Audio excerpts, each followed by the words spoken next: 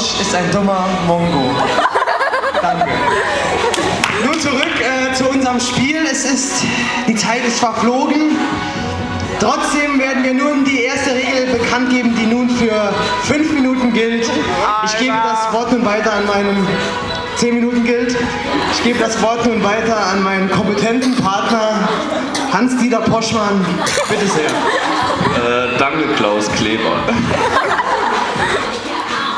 Die erste Regel ist, ab sofort darf sich jeder, der sich auf 2 Beinen in dieser Halle bewegt, nur noch tanzend bewegen. Und zwar komplett.